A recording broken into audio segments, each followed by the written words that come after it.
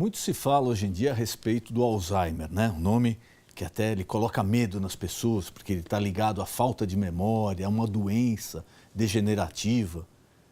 Como nós podemos fazer para lidar com isso? Quais as dicas? Quais os procedimentos? Hoje nós vamos conversar com um especialista e esse tema é um tema recorrente. Não perca, daqui a pouquinho no Ponto de Equilíbrio.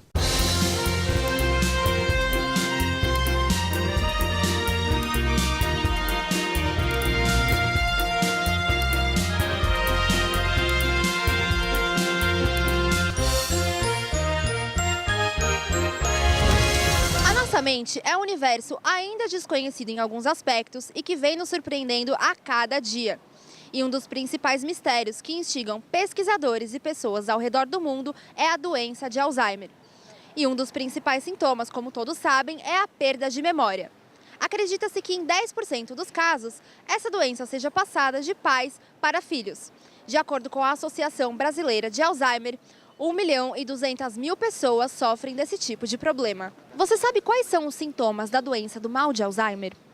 É o esquecimento. Esquecimento, envelhecimento do cérebro. Que eu conheço é esquecimento, a pessoa perde a memória recente, né? É quando a pessoa começa a ter esquecimento das coisas, memórias mais recentes, porque as antigas, alguma coisa a pessoa lembra, né? Não é isso?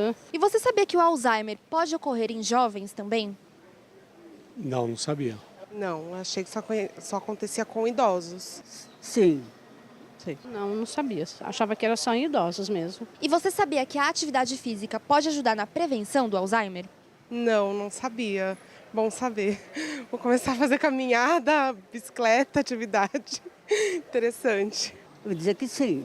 Sabia, porque a minha mãe, quando estava idosa, foi ao médico, o médico falou para ela andar, se exercitar e fazer exercício da mente também, fazer contas, isso e essas coisas aí mais. Já ouvi falar assim que atividade física, palavras cruzadas, coisas assim que exercitam realmente o cérebro, ajudam mesmo. No programa de hoje, o pastor Denis Munhoz e seu convidado falarão um pouco mais sobre a doença de Alzheimer. E você não pode perder. Ana Luísa Rosas possui graduação em Medicina e mestrado em Neurologia, Neurociências pela Universidade Federal de São Paulo, Unifesp. Atualmente é médica neurologista assistente do IANSP, o Hospital do Servidor Público Estadual de São Paulo. É pesquisadora clínica no NUDEC. É também médica colaboradora do setor de Neurologia do Comportamento da Unifesp. É diretora científica da Associação Brasileira de Alzheimer de São Paulo. Possui experiência na área de medicina, com ênfase em neurologia do comportamento, demências, comprometimento cognitivo leve e sono. Muito boa noite, meu amigo, minha amiga. O nosso encontro de final de noite. Programa Ponto de Equilíbrio. E nessa noite é com imenso prazer que recebemos a doutora Ana Luísa Rosas. Ela é neurologista. Doutora, muito obrigado por ter aceito o convite. Prazer receber a senhora aqui. Prazer é meu. E nós vamos falar um pouquinho sobre uma doença que, não sei se devido ao envelhecimento da população, deve ser um dos motivos, mas que vem apresentando mais e mais casos, que é o mal de Alzheimer. É isso mesmo? Isso. É Alzheimer a pronúncia correta? Isso, é alemão. Alzheimer. Né? Foi o cientista que descobriu essa doença. Isso. Então, doutora, fala um pouquinho para a gente. A origem da doença, por que ela tem aparecido mais, o tratamento, como evita, como está o Brasil posicionado perante o mundo com essa doença. Ok. Olha, assusta um pouco, né? A gente fala doença de Alzheimer, demência de Alzheimer, mas a gente tem que levar em conta que, assim, tudo na neurologia, pelo menos na neurologia em geral, a gente acaba dando o nome da doença a quem pesquisou e descobriu. No caso da demência de Alzheimer, a demência mais comum é de Alzheimer e foi descoberta pelo Dr. Alois Alzheimer, esse médico que tanto estudou esses processos patológicos cerebrais. E a gente tem que encarar a demência de Alzheimer ou a doença de Alzheimer como uma doença do envelhecimento. Ela cria um certo medo, um certo temor, uma ansiedade muito comum, natural, que as pessoas tenham, mas ela precisa ser encarada como uma doença que, hoje em dia, com o envelhecimento da população, a gente não pode mais fechar os olhos para ela. como a gente vinha até então fechando os olhos, porque não era comum, até bem pouco tempo atrás, a gente ouvir coisas do tipo, tá esclerosada, é da idade, exato, não é? E não é bem assim. A gente tem visto com o passar do tempo e mais recentemente com os adventos tecnológicos e todos os estudos que têm sido feitos no campo da medicina, principalmente na neurologia, que não é mais uma doença restrita ao idoso. Ela é predominantemente do idoso, do envelhecimento. Porém, a gente tem ficado um pouco mais alerta, a comunidade científica como um todo e os médicos que tratam diretamente desses assuntos, que tem aparecido em faixas etárias mais precoces. Então, hoje em dia, a gente não pode mais relacionar Alzheimer ao idoso. Que é um raciocínio, né? Até então um pouco normal, né? Se Sim. associa uma coisa a outra. Claro que assim, das demências, das pessoas acometidas pela demência de Alzheimer, a sua maioria é idosa. Acima de 70 anos, quando né? a senhora fala demência. Demência. É um termo que para o leigo parece um pouco pesado, mas tecnicamente ele... É o correto. Mas ele tem esse peso ou não? Não tem esse peso não. Se a gente for pegar a palavra demência, o que quer dizer demência para o neurologista? É quando você tem alteração da memória, a diminuição ou a perda da memória, mais a alteração de alguma função ou outra cognitiva. Linguagem, atenção, pensamento abstrato, que a gente tem que pensar que a memória é um braço da função cognitiva. A função cognitiva, o fato de você pensar, né, como ser humano, conseguir executar as funções do dia a dia, isso é um conjunto de funções que te permitem executar essas tarefas. A memória é apenas uma delas. Tanto que existem demências, que não são a de Alzheimer, por exemplo, que o carro-chefe não é a memória. É uma alteração de comportamento, é uma alteração de linguagem. Então, a palavra demência significa que você está diante de uma doença neurológica degenerativa. Uma falha ali que compromete as funções cognitivas, de alguma forma, que tem as suas funções cognitivas comprometidas de alguma forma, ou memória, ou linguagem, ou comportamento, ou algumas 2 ou 3 juntas, e que impactam no dia a dia da pessoa. Que isso causa um impacto no dia a dia, um impacto funcional. É o que eu falo para meus pacientes, que às vezes eles vêm, mas eu estou esquecendo, esqueci disso, esqueci daquilo. Não é, de repente, que esqueceu de pagar uma conta, e sim, esqueceu de como pagar uma conta. Não é só memória. Tem uma diferença muito grande, né? Como que paga, como que a pessoa vai, chega num banco, num caixa eletrônico, deslancha toda aquela função, porque existe uma sequência de atos entre pegar uma conta, pegar o cartão, colocar o cartão no caixa eletrônico, digitar uma senha, realizar um pagamento, colocar o código de barras, isso tudo é uma sequência que é aprendizado. Você faz aquilo automaticamente porque você já aprendeu aquilo em algum momento da sua vida. E a pessoa com demência ou com um início, de repente, de uma doença de Alzheimer, ela se vê um pouco perdida na execução dessas tarefas. E aí ela fala, eu estou tão esquecida, será que é só um esquecimento mesmo? Ou é uma perda dessa função executiva, dessa sequência de atos de ir lá e fazer esse pagamento, por exemplo, no caixa eletrônico? Então, tudo isso tem que ser levado em conta na hora que você vai dar um diagnóstico. E aí a gente acaba falando demência como um todo, mas demência é isso. É a perda ou impacto dessas funções cognitivas, principalmente a memória, no dia a dia da pessoa. E a mais comum é a de Alzheimer. Corresponde a mais de 60%, 70% dos casos de demência são Alzheimer, são da doença de Alzheimer. Então, no caso do Alzheimer, por exemplo, as pessoas um pouco mais velhas, né? Certo. E parece que hoje a população vivendo mais, é lógico, vai aparecer mais esse tipo de problema. Claro. Mas quais são os primeiros sinais? Por exemplo, quando a pessoa já deve estar alerta ou o parente deve estar alerta e como proceder? Exato. E aí a gente volta um pouquinho naquilo que eu lhe falei anteriormente.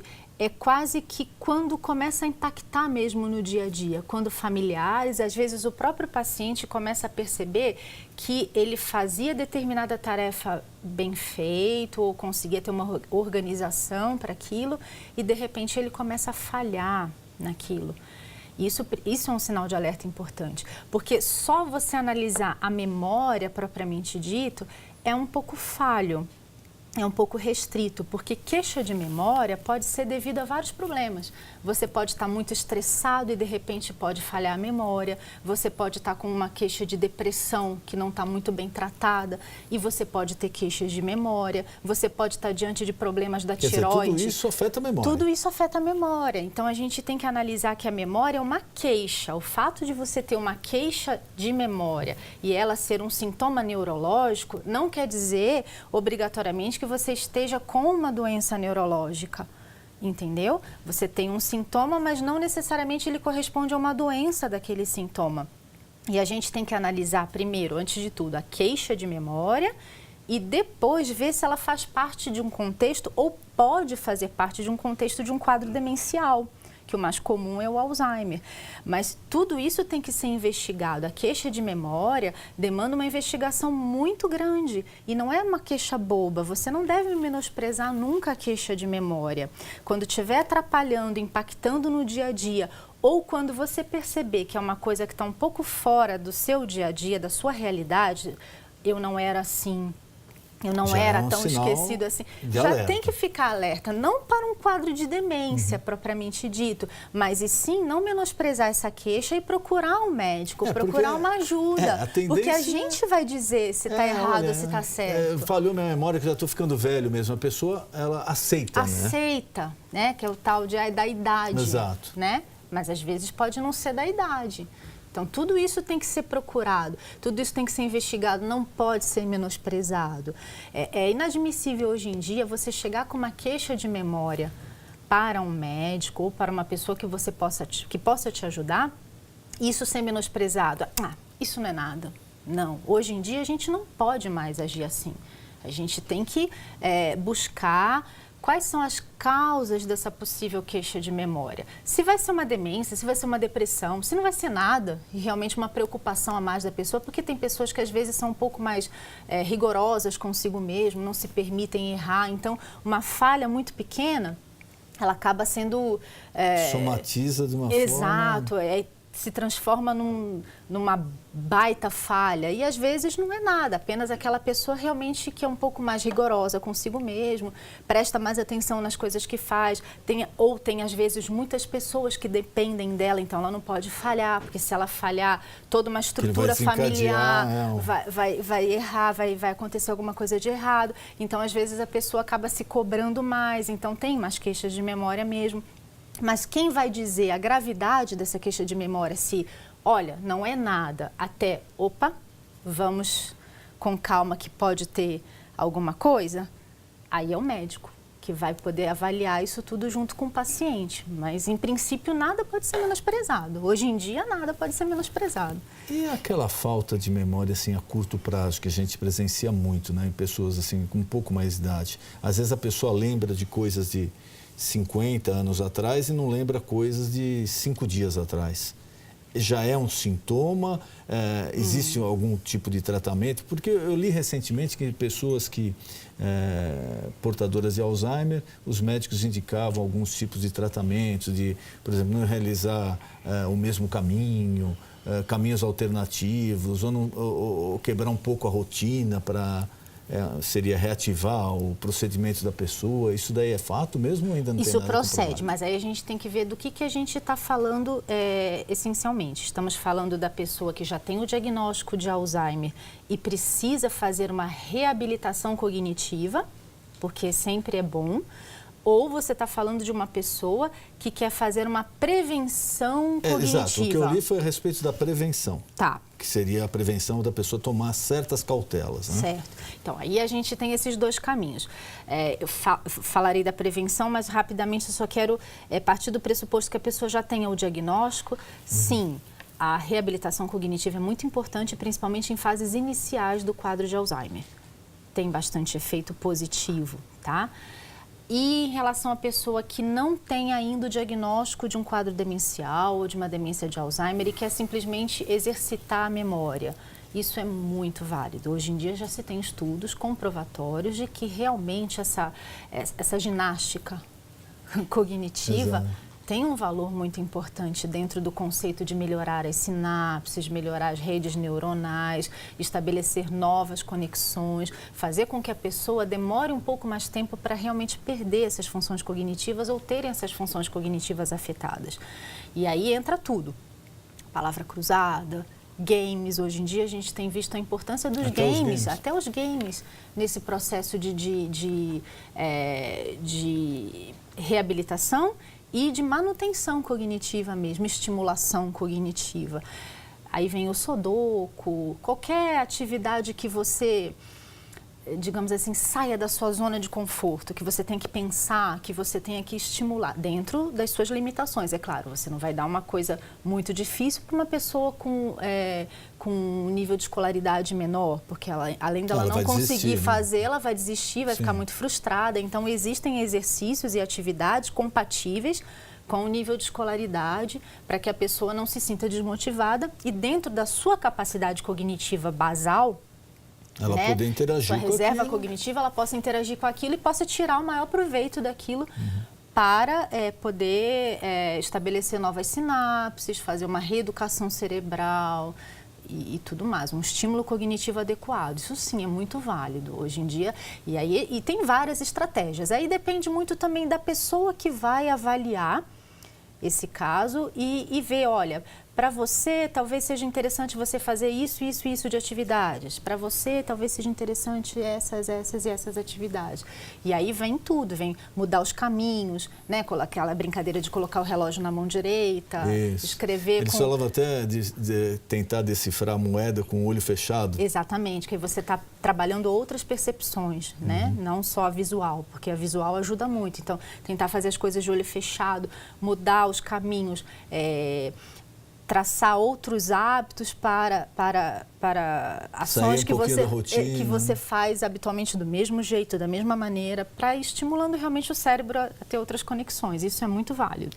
E o desenvolvimento do Alzheimer? Porque eu cheguei a ver alguns casos, lógico, pela internet, né?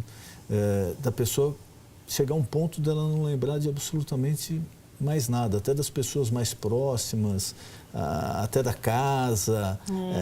Esse progresso, ele é rápido? Depende de pessoa para pessoa. Isso a evolução, a doença é uma só, mas os doentes são diferentes. Então, a interação da doença versus doente, ela é muito ampla, não existe uma receita de bolo, digamos assim. Cada um vai evoluir de uma determinada forma, com uma determinada velocidade. Isso depende de várias coisas, meio ambiente, fatores genéticos, família também, o quanto que aquela família é participativa ou pouco participativa na evolução da doença, o quanto a família aceita ou não aceita, porque em determinadas fases essa doença ela é muito mais impactante para a própria família, para o cuidador, do que para o próprio paciente. E a pessoa já está um pouco desligada. Não mesmo, é? né? E ela tem fases. Ela começa, como todas as doenças que têm fase, a gente tem didaticamente a fase leve, moderada e grave. Não dá para você dividir assim, olha, na fase leve acontece só isso, na fase moderada é quando passa disso para isso, e da fase grave é quando passa disso para isso. A gente não consegue colocar assim tão definidamente, tão certinho essas fases, mas didaticamente a gente consegue dividi-las e tem coisas que só acontecem mesmo numa fase leve, outras que só acontecem numa moderada e outras que só vão acontecer nas graves da doença.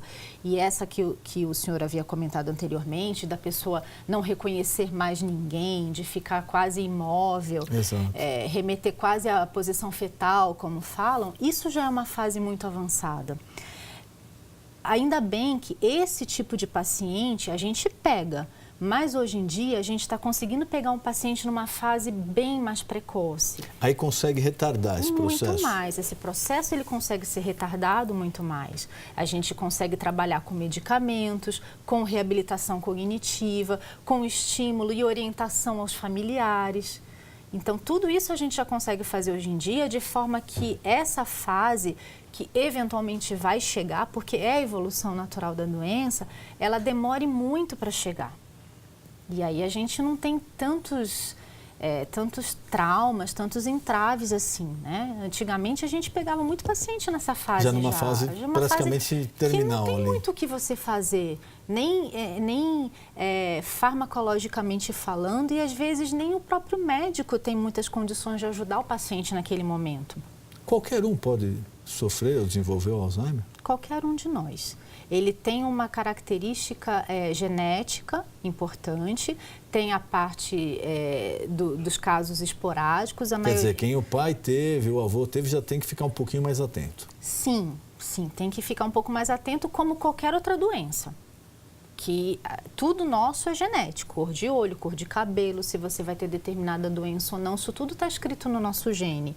Se você vai desenvolver ou não determinada doença, isso depende de uma série de fatores. A gente diz que as causas são multifatoriais, depende de uma série de fatores que variam desde a alimentação até o ambiente, passando, no caso de demência, por nível de escolaridade. Tudo isso vai influenciar a pessoa a ter o gatilho ou não apertado, digamos assim. A alimentação, a senhora tocou num ponto importante, seria a minha próxima pergunta. Existe algo cientificamente comprovado a tipo de alimentação? Dieta mediterrânea. Dieta mediterrânea. Isso, com bastante ômega 3, um vinhozinho. Só o dieta não mediterrânea. Muito. O que seria dieta mediterrânea? Em termos assim, práticos de comida. Práticos. Peixe, frutas secas, salada, um pouquinho de queijo.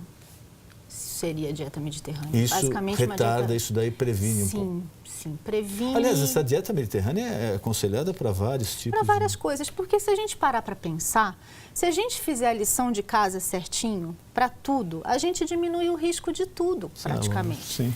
Não é verdade? Então, se a gente tem uma dieta balanceada, se a gente faz atividade física, que é muito importante, no caso de demência também é importante. Também atividade física. Atividade intelectual, se você se estimula cognitivamente, se você não fuma, não bebe em excesso, tudo isso você nada mais está fazendo do que a lição de casa.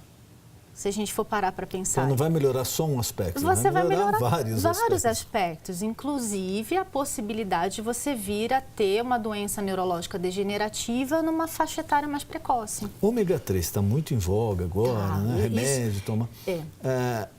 Pode-se tomar assim indiscriminadamente? Não faz mal? Não, indiscriminadamente não. Tem as dosagens corretas para você utilizar para cada tipo de prevenção, digamos assim. Porque, infelizmente, se tiver, às vezes a pessoa compra e nem sabe se precisa, o quanto precisa e vai tomando. E também a gente tem que pensar no seguinte, esse estilo de vida saudável ele é bom para várias coisas, mas especificamente se a gente está pensando num quadro de Alzheimer, primeiro, antes de tudo, tem que ver o seguinte, já está com a doença ou não?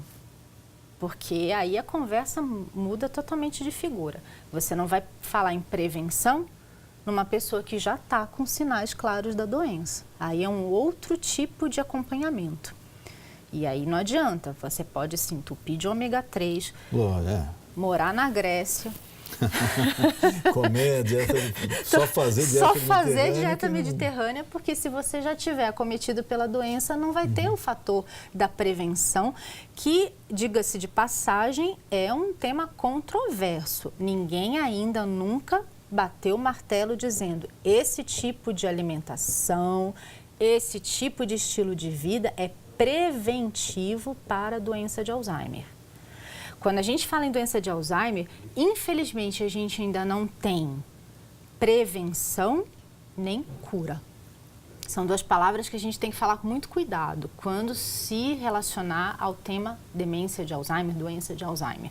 Porque tudo que a gente fizer nesse sentido não vai estar prevenindo nada e nem curando nada.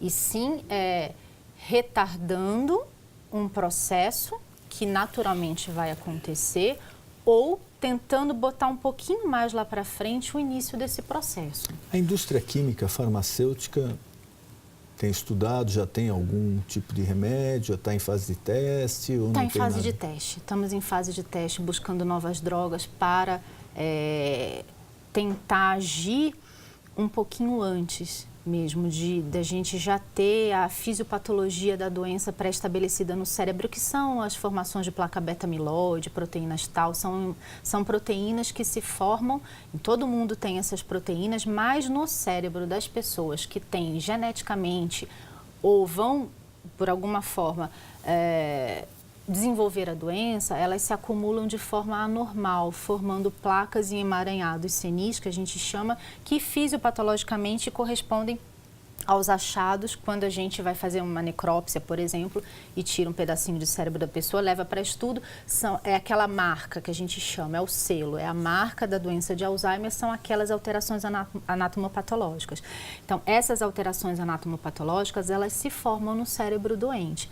Então, o que nós temos hoje em dia de medicação, a gente já parte do pressuposto que esses emaranhados, essas placas, isso tudo já foi formado e você está agindo um pouquinho mais adiante, lá na frente da doença, que depois eu explico, que é o que a gente tem atualmente disponível.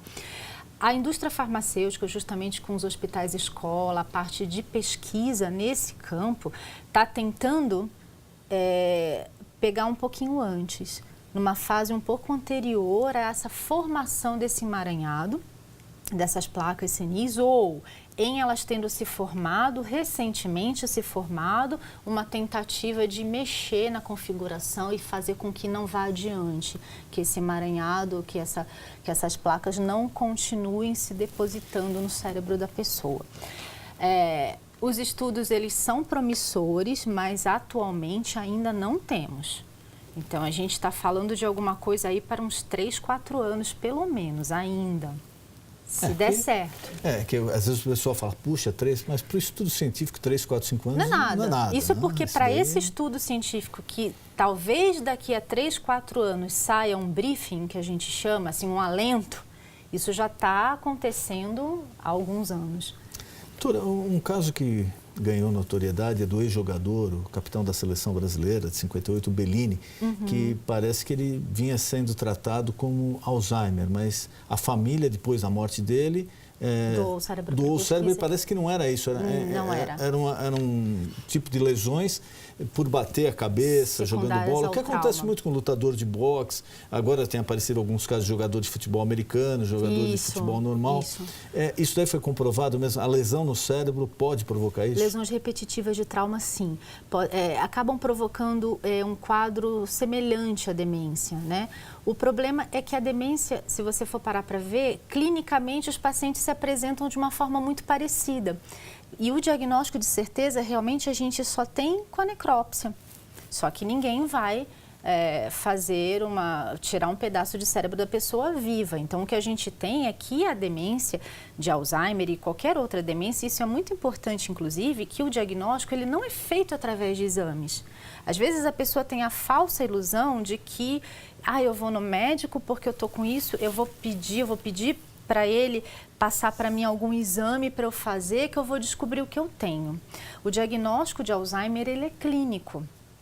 Vai ser de acordo com as manifestações clínicas, com a história que a família conta, e aí você, através da sua expertise neurológica ou psiquiátrica ou geriátrica, que são os 3 profissionais dentro da medicina que acabam vendo mais a doença de Alzheimer, vai compor um diagnóstico e vai chegar num diagnóstico provável de Alzheimer. A gente nunca tem um diagnóstico de certeza e às vezes não é incomum a gente tratar um paciente que a gente acha que é um Alzheimer, por exemplo, e a gente começa um tratamento como se fosse um Alzheimer e no decorrer do acompanhamento seu, das consultas, o paciente se apresenta de uma determinada maneira que você volta um pouquinho atrás e fala, eu acho que é um quadro demencial. Isso não há dúvidas. O diagnóstico, digamos assim, sindrômico, o síndrome demencial, a gente consegue fazer. O etiológico, qual a etiologia dessa demência, qual é a causa, se é Alzheimer, se é frontal, se é vascular, se é de Levy, se é da doença de Parkinson, que são outros tipos de demência, às vezes a gente só consegue uma pista, uma dica no decorrer do acompanhamento. Às vezes ele se apresenta de um jeito para você no início e depois você fala, eu acho que não é Alzheimer, não. Eu acho que pode ser tal coisa. Ou, ao contrário, ou às vezes você pensa, nossa, isso daí é demência, sei lá, frontal. E de repente você fala, não, eu acho que não é. Eu acho que pode ser um Alzheimer. Aí você me pergunta, mas puxa vida, às vezes você tratou um paciente o tempo inteiro para uma e é outra. No frigir dos ovos não vai resultar em muita diferença. Porque o remédio é para uma coisa só, para demência. Então, no fundo, você não vai ter tomado medicação errada, se for uma ou se for outra. A sua visão como médico vai mudar e talvez você tenha alguns outros cuidados em relação a uma ou a outra. Mas a maioria do tratamento é aproveitar. Mas o tratamento foi completamente conduzido de forma correta, não vai fazer diferença no final das contas, entendeu? E o que acontece, que pode ter acontecido com o Bellini, foi justamente isso. Clinicamente, parecia uma demência de Alzheimer, porque as características clínicas, elas são muito parecidas dos quadros demenciais mesmo. É uma coisinha ou outra, às vezes, ou um olho mais bem treinado, ou uma experiência melhor daquele médico que vai falar, não, isso daí não é, eu já vi outro caso que não era. Né? Então, às vezes acontece isso mesmo, e a gente só vai saber no final, no anatomopatológico. Doutora, queria mais uma vez agradecer a presença da senhora aqui, nosso tempo está acabando. Queria colocar à disposição algum recado que a senhora queira passar ao telespectador, algum tema que eu não perguntei, por favor, fique à vontade. Então eu vou falar um pouquinho sobre a ABRAS, Associação Brasileira de Alzheimer, que é a instituição dentro do Brasil que é voltada justamente para a informação dos pacientes e cuidadores, na verdade, mais dos cuidadores de pacientes com Alzheimer, que eu acho que, assim, uma coisa que é muito importante e que a gente tem que ter em mente, aliás, são duas coisas, de que a demência, no caso o Alzheimer, ele precisa ser encarado como um problema de saúde pública, sério, e serem tomadas todas as medidas necessárias para que a população tenha acesso à medicação, a tratamento e principalmente à informação. Porque hoje em dia é quase que inadmissível que a gente não possa ter uma informação adequada e de qualidade. E eu queria, nesse sentido, eu queria chamar a atenção para a Associação Brasileira de Alzheimer, que é uma entidade nacional, só que cada estado tem a sua regional, porque cada estado tem a sua peculiaridade em relação aos demais, então a gente tem uma regional para cada estado. E a regional de São Paulo conta com a presidência da professora Séries, que é uma enfermeira, vice-presidência da doutora Sônia Bruck, e eu como diretora científica e mais um conjunto de pessoas que voluntariamente trabalham em prol da ABRAS, para difundir cada vez mais a informação do Alzheimer, da doença de Alzheimer. E a gente conta com uma página no Facebook, que eu gostaria, se possível, convidar as pessoas para acessarem o Facebook ABRAS São Paulo. Aparecendo agora aqui. É ABRAS São Paulo, Facebook ABRAS São Paulo. Nós temos o site da ABRAS Nacional, que pode ser acessado, e dentro do site da ABRAS Nacional, você tem as sub-regionais e as regionais de cada estado. E aí você clica lá no estado que lhe convém e procura as informações daquele estado. Nós, da São Paulo, não temos especificamente um site da São Paulo, mas todas as nossas informações em termos de palestras, aulas, eventos que a gente está promovendo, a gente coloca no Facebook mesmo da ABRAS São Paulo. Doutora, tá bom? Muito obrigado, foi um prazer receber a senhora aqui. O nosso encontro de final de noite, programa Ponto de Equilíbrio. Boa noite.